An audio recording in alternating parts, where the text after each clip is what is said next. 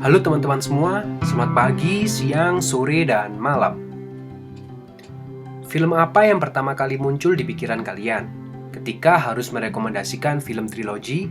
Mungkin nggak jauh-jauh dari Godfather, Back to the Future, The Lord of the Rings, atau yang indinya Before Trilogy. Semuanya nyaris setuju beberapa film barusan merupakan trilogi terbaik sepanjang masa. Dan yang perlu kalian tahu, trilogi tak selalu melanjutkan kisah dari film yang sebelumnya. Ada trilogi yang berdasarkan tema, setting lokasi, karakter, dan lain sebagainya. Yang dimana di ketiga filmnya harus memiliki satu hal yang sama. Di sini saya akan merekomendasikan 5 trilogi terbaik yang mungkin belum pernah kalian dengar.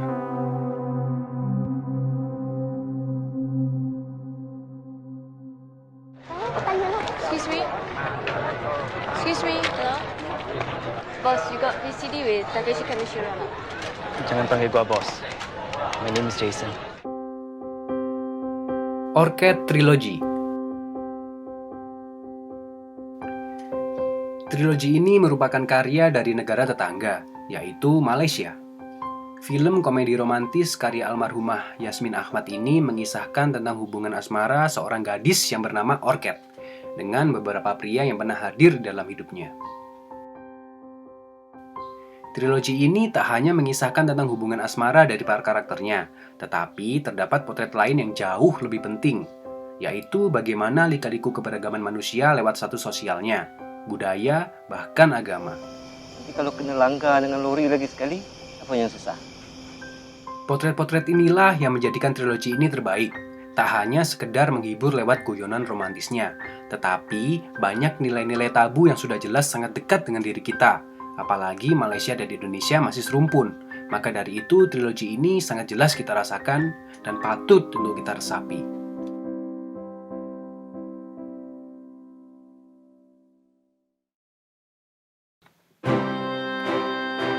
Three Fantastic Journeys. Trilogi ini ditulis dan disutradarai oleh seorang sutradara Ceko bernama Karel Zeman. Dibuka dengan Journey to the Beginning of Time, Invention for Destruction, dan ditutup dengan The Fabulous Baron of Munchausen. Inti dari trilogi ini ialah petualangan para karakternya, mulai mengunjungi zaman prasejarah, bertualang di atas lautan, hingga di bulan. Visual-visual dalam trilogi inilah yang sangat memanjakan mata. Banyak teknik animasi yang dipakai untuk menciptakan pemandangan yang sangat unik, mulai dari robot hingga triplek yang dibentuk menyerupai objek. Di tahun 50-an, Karel Zeman paham akan fungsi kamera. Ia bisa memanipulasi sudut pandang untuk menciptakan skala dinosaurus yang nyaris sempurna. Ini terasa visioner, mengingat teknik ini dikenal dengan force perspective, seperti yang dipakai Peter Jackson dalam The Lord of the Rings.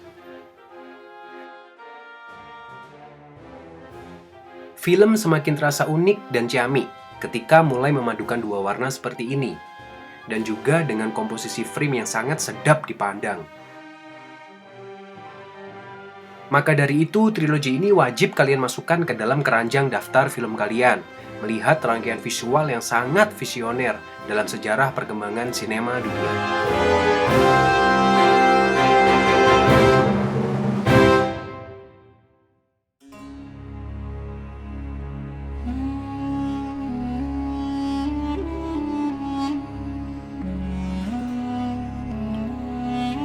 Kaukus Trilogy.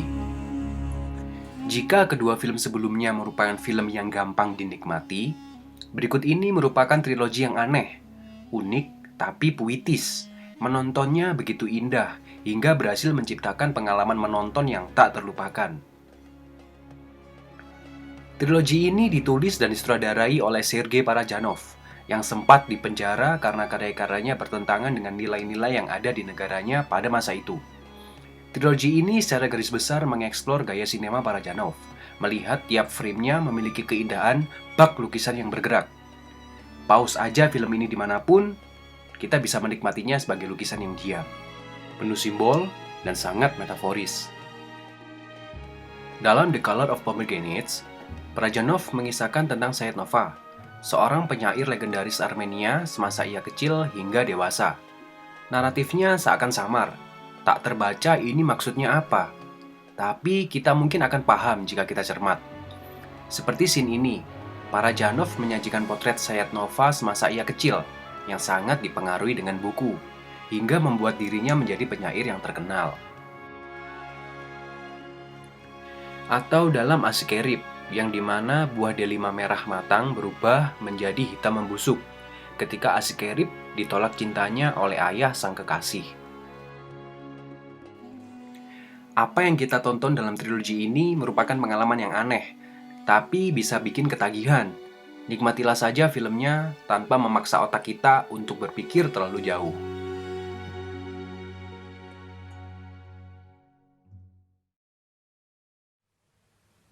Feigling.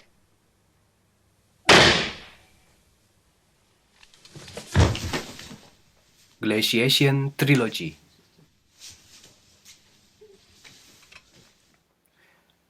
Mungkin kalian semua pernah menonton Amor, film pemenang Oscar yang mengisahkan romansa tragis dari sepasang kakek nenek yang tak pernah kita lupakan. Trilogi ini dari seorang sutradara yang sama, yaitu Michael Haneke. Dan untuk rekomendasi kali ini tanpa ada latar belakang musik. Sama seperti ciri khas Michael Haneke menuturkan filmnya, sunyi, dingin, dan sinis. Kita semua tahu, jika media massa seperti televisi bahkan internet memiliki dampak baik, dan juga memiliki dampak buruknya. Dalam trilogi ini, Haneke membicarakan dampak buruk dari media massa, yaitu kekerasan fisik, baik dari sudut pandang dampaknya atau kronologi kejadian. Trilogi ini dimulai dari debut Haneke yang berjudul The Seven Continents, yang mengisahkan tentang keluarga yang terlihat baik-baik saja, ekonomi menengah ke atas, selalu terlihat harmonis, dan memiliki seorang putri yang cantik. Tetapi, ternyata mereka memiliki tendensi bunuh diri yang tak pernah kita sangka. Lalu trilogi dilanjutkan dengan Venice Video, yang dimana Haneke jelas sekali membicarakan bagaimana sebuah tayangan video dapat merubah perilaku seorang anak. Film mengisahkan Benny yang gemar sekali menonton video-video kekerasan, seperti penjagalan babi hingga film action, yang kemudian membuat diri Benny ingin merasakan bagaimana rasanya menyiksa seseorang.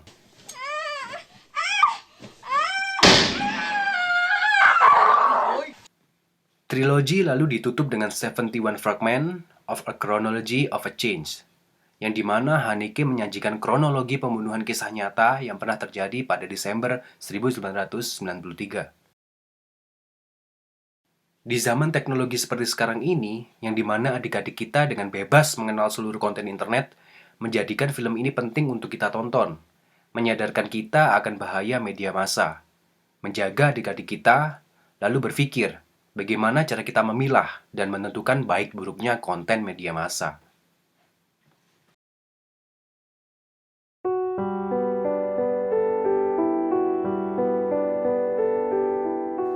Mari kita nyalakan musiknya dan menuju ke trilogi terakhir. Trilogi yang sangat saya favoritkan. Biar seperti YouTuber lainnya, subscribe dulu channel ini agar saya semangat untuk membuat konten berikutnya. Dan jangan lupa untuk nyalakan loncengnya agar kalian tak ketinggalan video-video selanjutnya. Mari kita lanjutkan.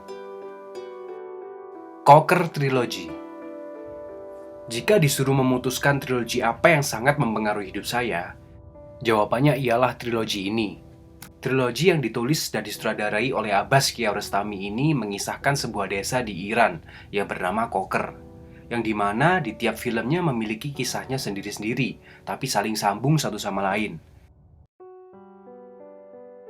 Trilogi ini diawali dengan Where is the Friend House, yang menceritakan tentang bocah kecil bernama Ahmed yang berlarian di desa Cocker untuk menemukan rumah temannya dan memberikan bukunya yang tertinggal.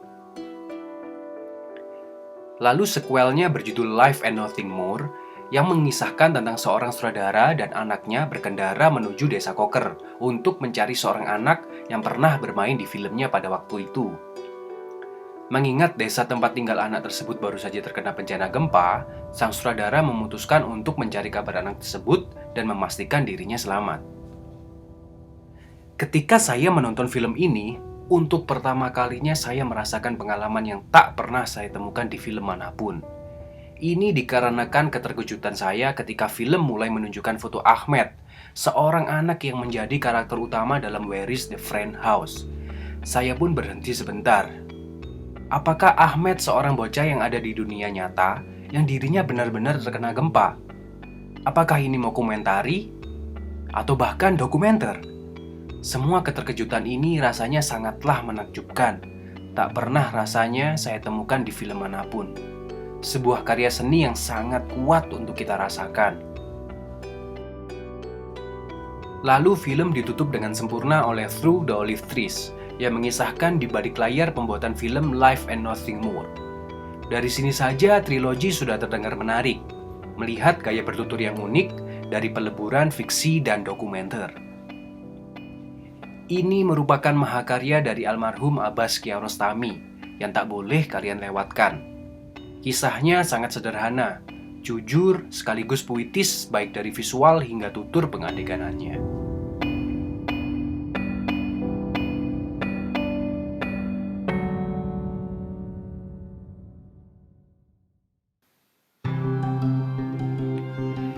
Dan itulah tadi film-film trilogi yang sangat saya rekomendasikan. Trilogi yang selalu muncul di dalam pikiran saya. Rekomendasi ini saya buat untuk memberikan referensi tontonan lain, agar pengetahuan film kita berkembang, dan semakin mencintai segala jenis film yang ada. Untuk membaca ulasan film-film tadi, kalian bisa mengunjungi akun Letterboxd dan Instagram Cinema Linea, yang linknya ada di deskripsi. Terima kasih semuanya yang sudah menonton. Share video ini jika kalian suka dan dirasa berguna.